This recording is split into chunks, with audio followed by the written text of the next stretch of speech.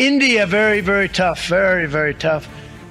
The Prime Minister just left, and he's a great friend of mine, but I said, you're a friend of mine, but you're not treating us right. They charge us 52%. You have to understand, we charge them almost nothing for years and years and decades. They were all unjustified, unwarranted, and in our judgment, misguided.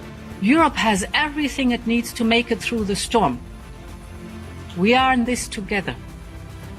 If you take on one of us, you take on all of us. The administration's tariffs have no basis in logic, and they go against the basis of our two nations partnership. This is not the act of a friend. It marks a seismic change in the global order. The era of rules-based globalization and free trade is over. We are entering a new phase, one that is more arbitrary, protectionist, and dangerous.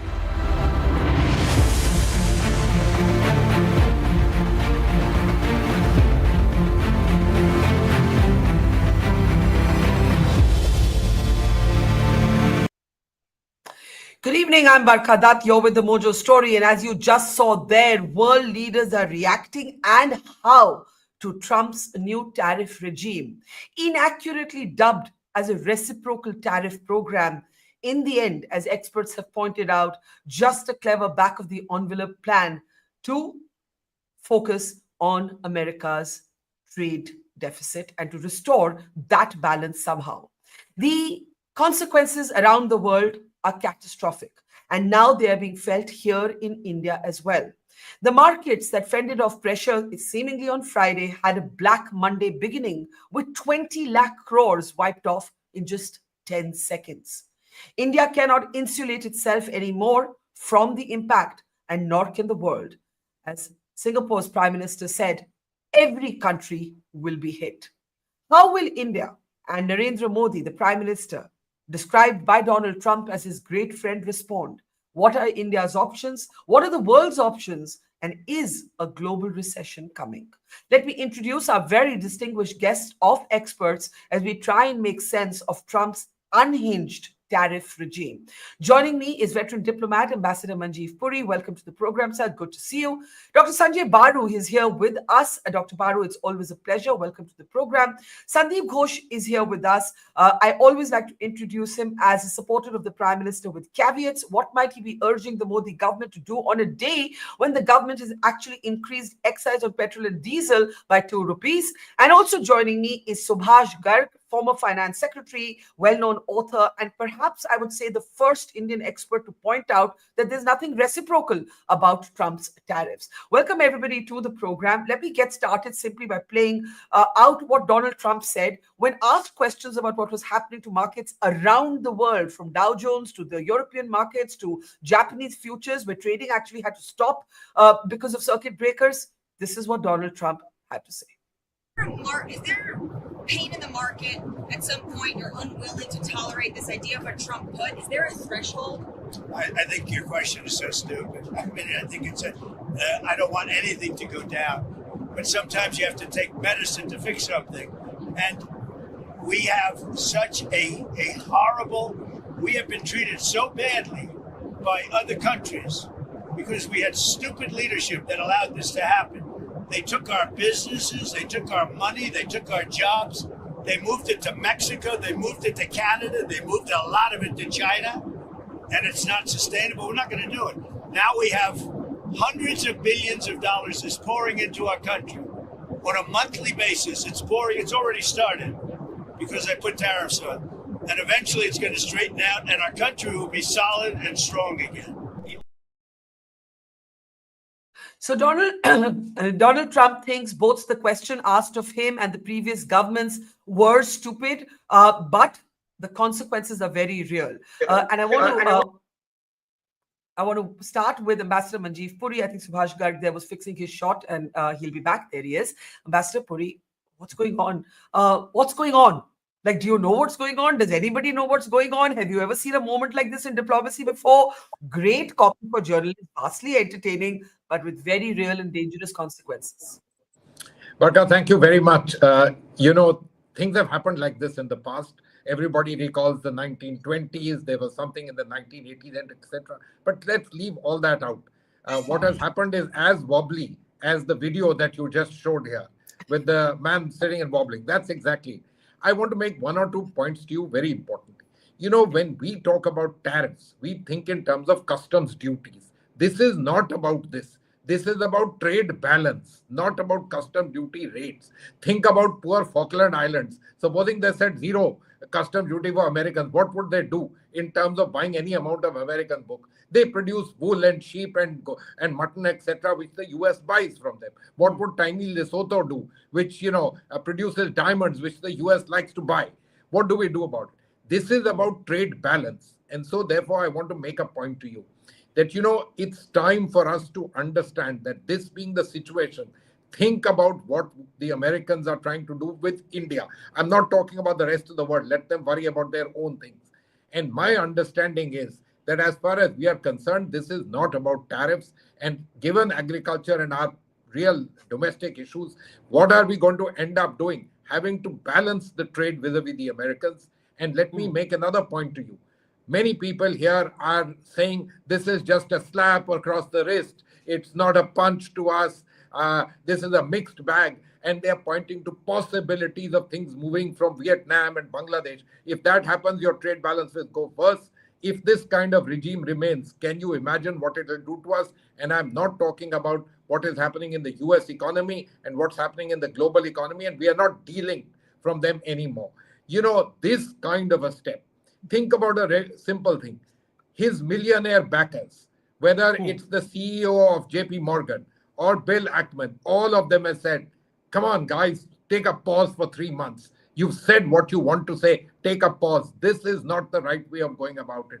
You know, this is giving vent to some old ideas in his head from long time back. And that's exactly what is happening. The US economy has done damn well in the last so many years. But let me ask you this. Everything. Can I ask you a question? Sorry to don't mean to cut you short, but I want to ask you briefly. What are the options before India? You said you're not concerned with the others. You're concerned with us, quite rightly. What are our options? We haven't. You see, domestic politics is playing out. Rahul Gandhi today, in a tweet moments ago, said that this is reality bites, and that prime minister is nowhere, quote unquote, nowhere to be seen. This is sort of the myth of everything that is going well being busted. I'm paraphrasing him, but this is what he said. Now, leaving those domestic politic issues aside, what are the options? I mean, every country is struggling to make sense of this. What should be India's response? So, Barkha, I am very clear in my mind. The first thing is we should stop tom-tomming that this is not a bad deal. This is a very difficult moment for us because we are also wanting to be part of the world. And then let's get down to see what we can do about it. Fortunately, the global economy and us, the interchange is not much. International trade is a small bit in terms of our economy and so on and so forth. So life will go on for us in various ways. But let's be very clear. We need to try and see what else can we do. What are other places where we can do some exports? What are other trading partners we can do? And of course, try and see if we can do some kind of a deal with the Americans. But, you know, it isn't an easy thing. And to put your head down and a little bit think like the Singaporean Prime Minister and what he said. It's important to be a little serious on this matter and not talk about the kind of stuff. And I don't want to get into our domestic politics. That's beside the point. This is a serious matter for us, given the fact that we want to be players in the world and so on and so forth. But this is not a simple matter at all. It requires being serious about it. Yeah. The Singapore Prime Minister has also warned the world that there isn't a single country in the world that is going to be left untouched if this continues uninterrupted. Now, Subhash Garg, I want you to do us the favor of explaining to an audience that doesn't understand the technicalities why this is not a reciprocal tariff, why this is just Trump's apna tariff. See, Barkha, this is simple. I'll give you an example. Vietnam has tariffs on the US goods ranging not exceeding 7.5%. Vietnam has been slapped with a tariff of 45%. Now, when your goods are subject to a maximum tariff of 7% or so, slapping 45% tariff is not tariff. It is a penalty for the trade deficit which you are running with them. Take example of India for that matter. Our average effective tariffs are about 15-16% with US. But what has been slapped on us is 27%. That's not tariff. What he has calculated, and I have no sort of doubt in my mind in saying so, it's insanity running large, right? That whatever is the trade deficit with a country divided by the imports from that country is my tariff fee. That's not the tariff, right? Now, what it is doing, I think this has not been recognized very much by the world, except I think some people I've heard saying. Immediately, it is leading to demand destruction all over the world. The American companies have stopped buying from India, buying from anywhere else, any goods which they were buying so far. Typically, in a year, Americans buy about $3,000 billion worth of goods from the rest of the world, and they sell about $200 billion or $2 trillion worth of goods. Let's take a quarter, $750 billion of goods you buy, $500 billion of goods you sell. So now this $750 billion of goods which you buy in this quarter is not being bought. Only a very little amount of it, not exceeding 1/3 to 40%, is being bought. What happens is that everywhere in the world, the rest of the world, which was producing the $750 billion worth of goods for selling to you, now what do they do with that good? That is the big problem. The other problem which is arising is because the rest of the world is making three kinds of responses. One response is you go for the retaliatory tariffs, like what Chinese have done, Canadians have done, and probably EU is going to do tomorrow or the day after. In that, what you are also doing is that you are distracting your domestic demand for American goods. That would mean that America would also not be selling to China or to EU or to Canada what it was selling earlier. Similarly, in India has not done anything so far, but since everyone else has stopped buying and selling, Indian demand is also going down. Our exports, now there are some estimates which suggest that even America, if the same thing continues for 6 months, we will lose about $30 to $40 billion of American exports. Now that is devastating. This is world in disarray. This insanity will not lead except to a very wide deflation, depression, inflation plus excess in price, because American malls, American stores are in the danger of running out of goods in next couple of days. They will not be able to provide cars, they will not be provide to textiles or anything to their consumers in time. What this is going to do is to have this massive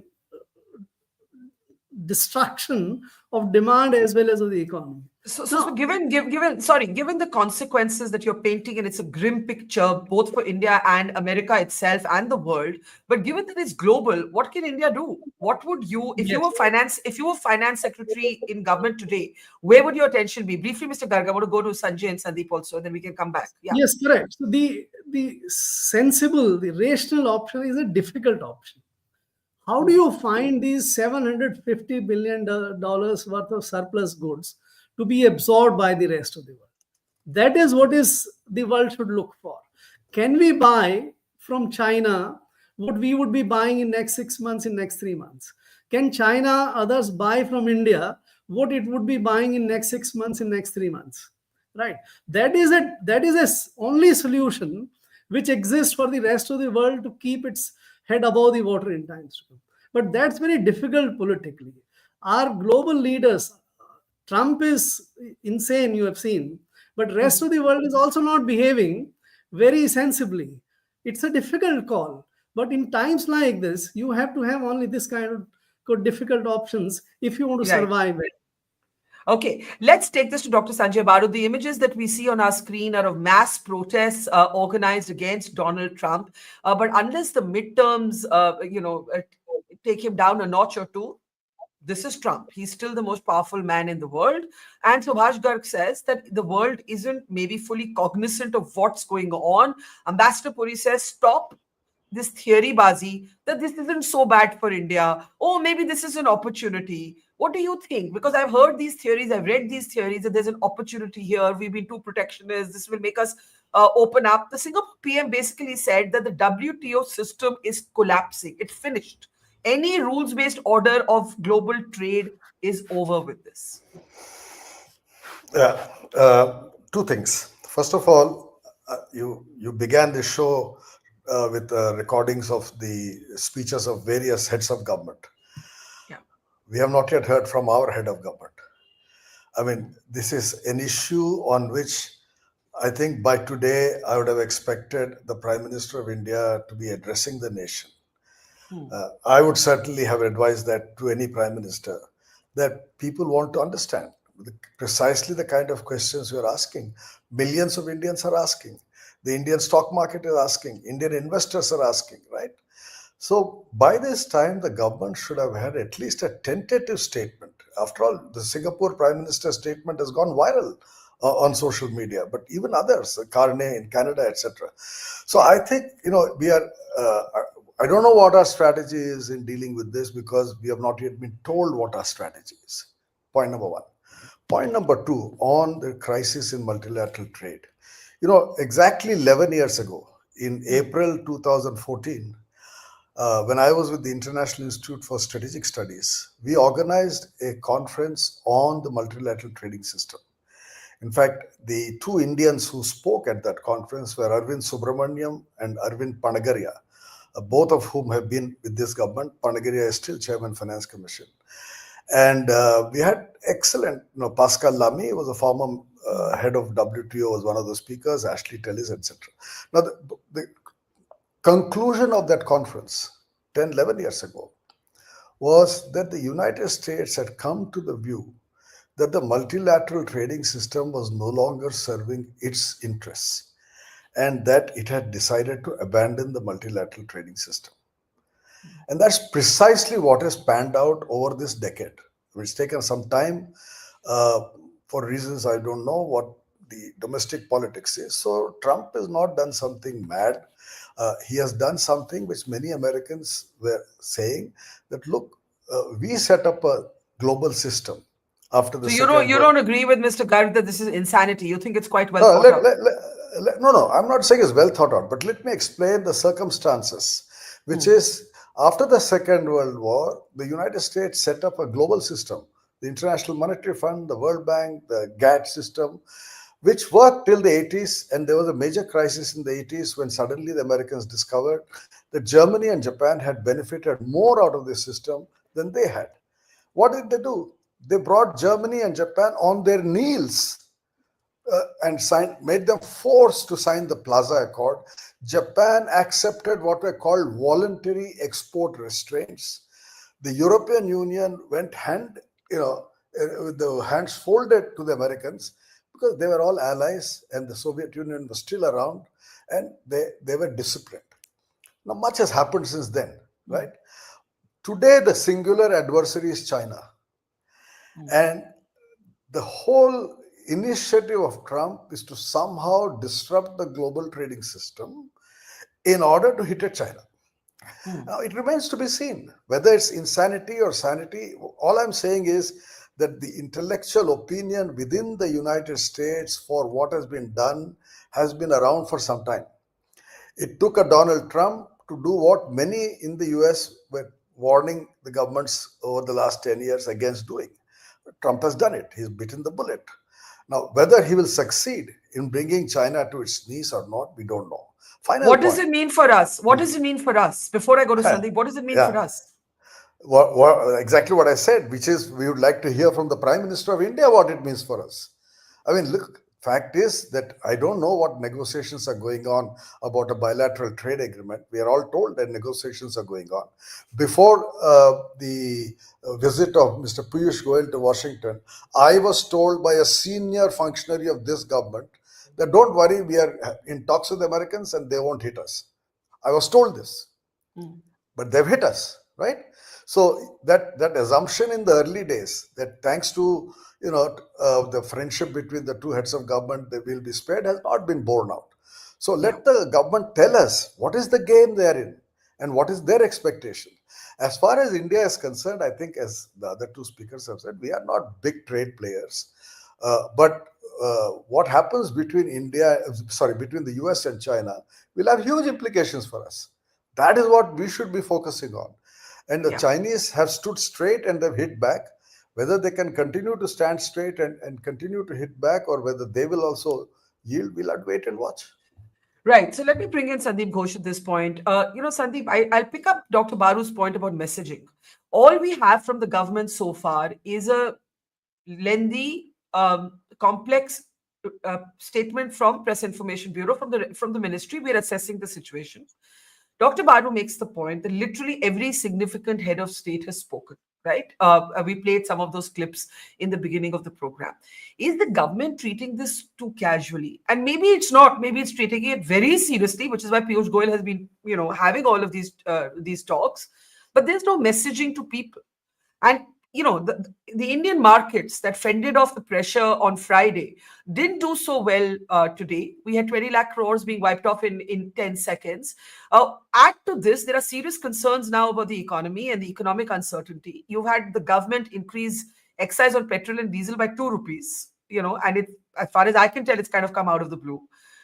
Do you think the government needs to get its messaging better? Barkha, here I would kind of concede to your description of me as a supporter of the Prime Minister. I'm not too worried about messaging or not messaging. That's the same kind of story we had heard during COVID, that why isn't he talking, why isn't he visible? But as long as the government does what it's supposed to do, and everybody else has an opinion, and I wouldn't be too worried. Sometimes not messaging is a message. And that's a discretion is a better part of valor, as they say. We are not in Europe. We are not, China certainly, and not even Singapore. Singapore person, what is at stake immediately is small, and they've made a very calibrated statement. So I don't think we should be worried about trying to be, making statements at this point in time. I think if people are playing it more diplomatically, I don't have a quarrel with that. I agree with Sanjay that also that there is a method in the madness of Trump, if you were to call it a madness of insanity. I don't think it's so. He has got a lot at stake, and he certainly doesn't want to be, having even a midterm, which can be a setback. So they are there, but it's like a horror movie. You have to wait till the end, last scene. You have to have the nerve to sit through if you want to enjoy it. And this is a horror movie everybody is going through. And we have to, do whatever it is. Because India, going back to my feeling is, I totally agree with Ambassador that there's no point in saying that, we have, this is an opportunity, this, that, and the rest of what Mr. Garg said. We have to conserve and, safeguard our interests and, navigate through the stormy waters. We are not such a big ship, and what we have to do, and it has to be multi-pronged, as partly what Mr. Garg was saying, that where can we get our goods from elsewhere, or where else can we supply at the moment.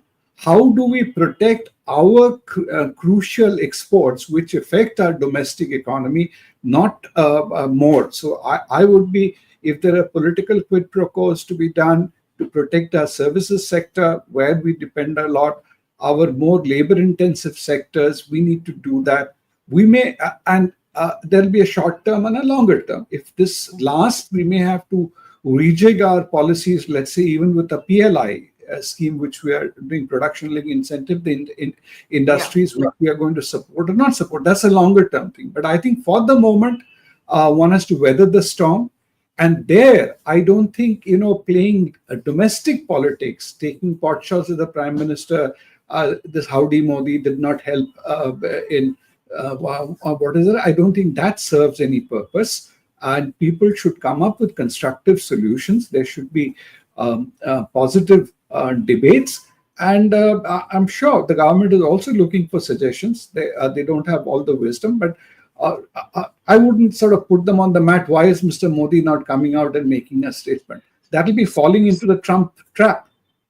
Okay, so let me start with Dr. Baru responding to that, and then I'll come to Ambassador Puri and Subhash Garg, because Sanjay, you made that point, and you've been a former media advisor, and you said if you were in government today, you'd definitely be asking the Prime Minister or the government of the day, speak to your people. Sandip says discretion is the better part of valor. No point picking a public fight with the Trump regime. He's not going to listen. He's not going to back off. Do it discreetly. Do it quietly, whatever you're doing. Sorry, I'm not saying we should publicly talk to Trump. I'm saying the Prime Minister of India should publicly talk to the people of India. The fact is that we live in a communication era. It's no longer like the 1990s when a very small elite was impacted by what was happening in the stock markets and what was happening in industry. When, you could say, only very few people are interested in what's happening. Large masses of the country are no longer interested. We have a huge middle class that's impacted. We have a large middle class that's actually linked to the US economy, working out of Bangalore and Hyderabad and many other places, right? Our levels of integration with America are far higher today than they were ever before. And I'm pretty sure that there are people across the country, not just in Dalal Street in Bombay, but in cities across the country who are doing business with the United States. Everybody would like to understand, boss, what is our game plan? And it's okay, he doesn't have to come out with the game plan 5 days after the announcement. April 2nd was the announcement. Today is April 7th. At least a statement that the government of India is fully alive to what is happening. We are looking at various ways in which to deal with this. There was a press statement. There was a press statement from the government. No, I'm talking of a Prime Minister address to the nation. How many Prime Ministerial addresses did Manmohan Singh give on television, with his own very difficult way of speaking? Here we have an articulate Prime Minister who can speak very articulately. You should go there. It boosts confidence. It will boost the confidence of investors. It will boost the confidence of the markets. So I think that is the point I was making. It's not a question of, we know what they are doing. Let them do it quietly. We don't have to be told what they're doing. Sorry, that's not the way modern democracy, that to a market-based economy, in which there are today thousands and thousands of operators across different sectors who are linked to the American economy and to the world economy, not just the American economy.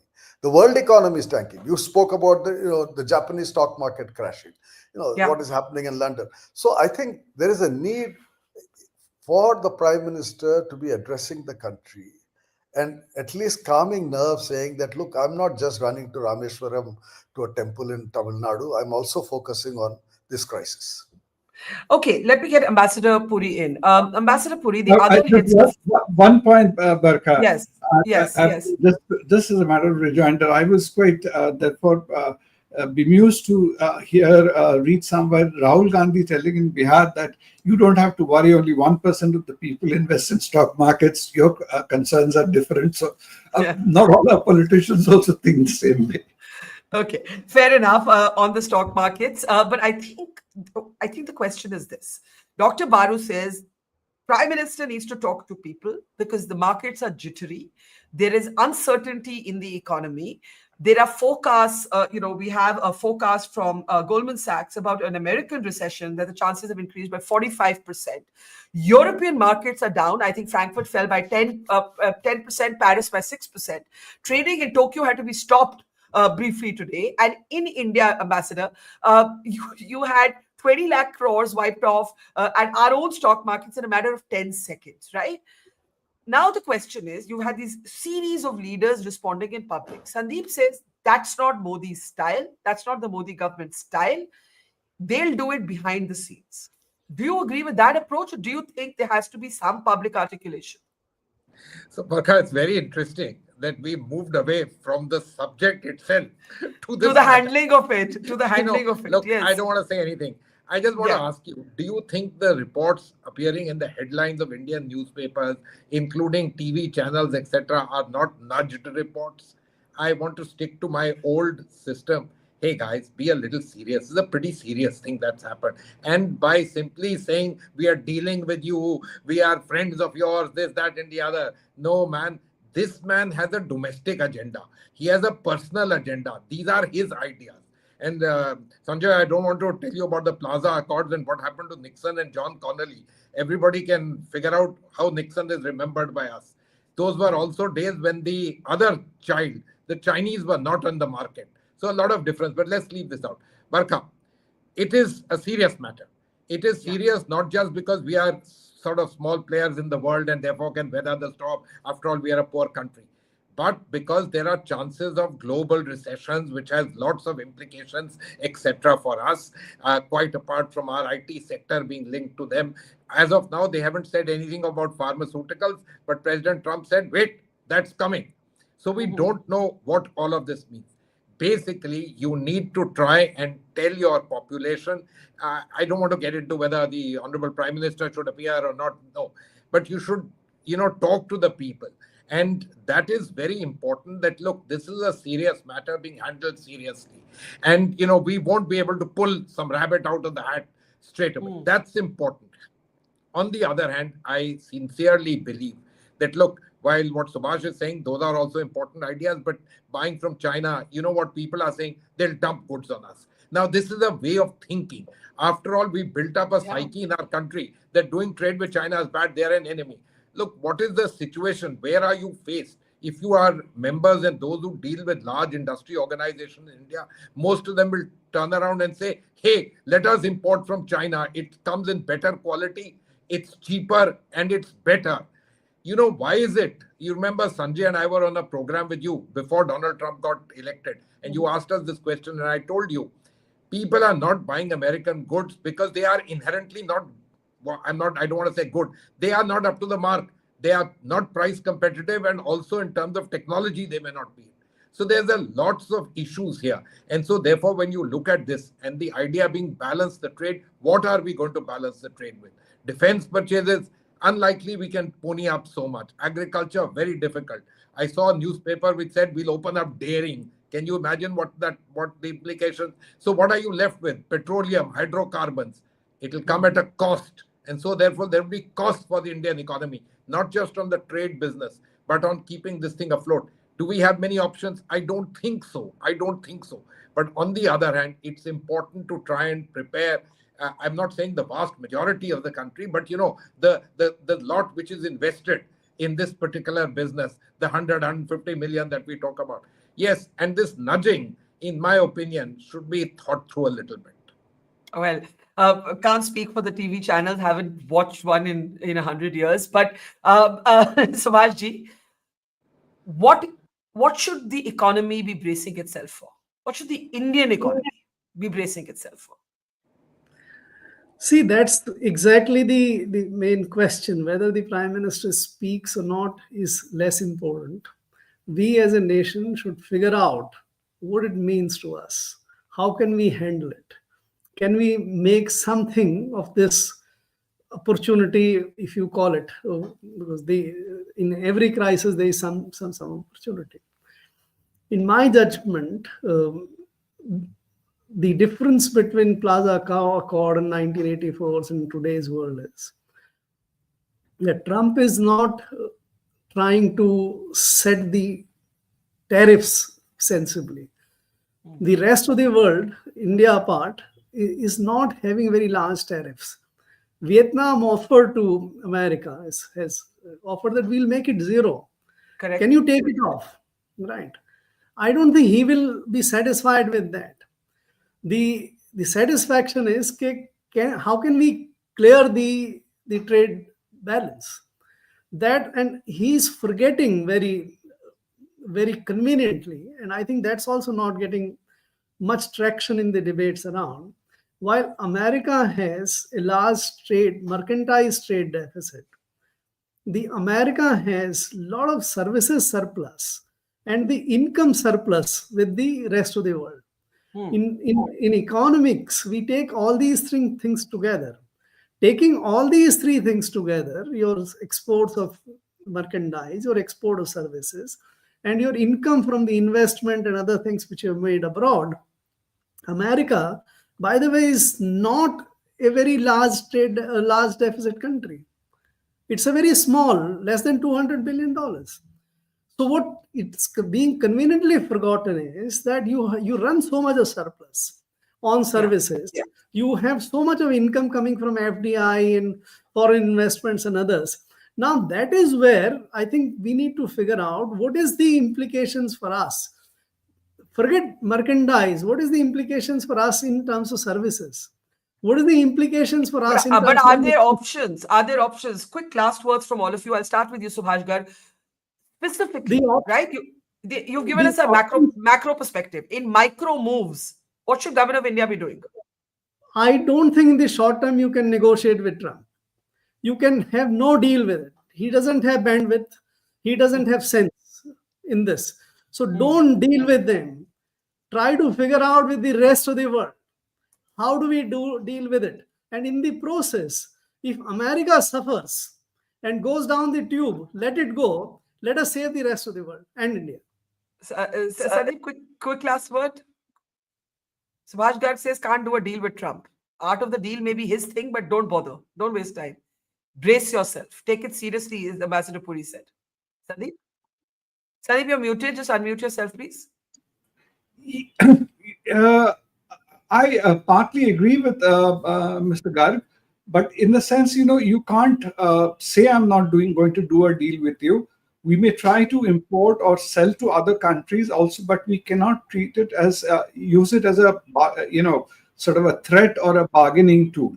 All of this is one has to be doing these things, again, to repeat a word, discreetly and somewhat inconspicuously. As I said, we have to cleverly navigate through this period. It's going to be a tough period. I don't know whether it's appropriate. I drew the analogy with COVID. This is like almost a pandemic hitting the world at this point in time. So this is a period of lockdown the world has to go through for a while before you come back to normal. Lockdown is terrible for economy. Please. I know mixing up your metaphors there, but yes, I get what you're saying. I'm being partly facetious on the wordplay, but I get what you're saying, that there's a crisis. You got to hunker down. No point picking public squabbles. That's not the way. Dr. Maru, quickly, because that's the way you've recommended, not to pick a quarrel with Trump, but speak to the people of India. What will Modi say if he speaks to the people of India? Brace yourself for a hit. Stand by. A hit is coming to the economy. What would he say if he were to speak? I mean, let him speak. He has the best brains in the country at his disposal, which I don't have. So let me hear what my Prime Minister and his government have to say. And that will help me. But I think there is an issue here, which is that in the short term, I agree with Mr. Garg that you kind of keep quiet for a while. And that doesn't mean you keep quiet in terms of not addressing the people, but you keep quiet in terms of not reacting to whatever the Americans are doing. But at the same time, communicate with the rest of the world. Suddenly we are being pushed into a situation where a lot of people are saying, it won't affect us, or it will affect us less than Vietnam. It will affect us less than Indonesia. We are not going to. In other words, we are suddenly reducing ourselves as an international player. Sure. We are now only worried about ourselves. We are supposed to be voice of global South. When G20 summit happened, Narendra Modi convened the voice of the global South. And Jaishankar every other day reminds us we are voice of the global South. Today, we are not speaking for Global South. We are not speaking for SAARC. When there were similar crises in the past, we spoke for South Asia. The finance minister of India used to consult with finance ministers of the region to find out how do we react. So, we were voice of other countries in the multilateral forums, whether it was IMF or the World Bank or the WTO. We were voice of not just India. So you're saying don't hunker down to the extent that you vanish from the global stage. Exactly. In the negotiations. Keep in touch with the rest of the world and let us know what the game is. Okay. I've got to close. Ambassador Puri, take it away. Quick last word. Thank you. I want to make 3 or 4 points here. They may be slightly different from what Subhash and others have said. Look, one, You need to talk to the Americans, there's no doubt, even for the mere semantics. But we must not pursue equally strongly possibilities of deals with the Europeans and in some calibrated manner with the Chinese, the ASEAN and all the others. That's important to do. Unfortunately, we can't just turn around and say we won't do it or we'll manage by ourselves. That's particularly important. We are tending to put all eggs in one basket, the American basket. That's something we should be wary of. Secondly, you do need to prepare your population. It can be done in all sorts of manners, discreetly, etc.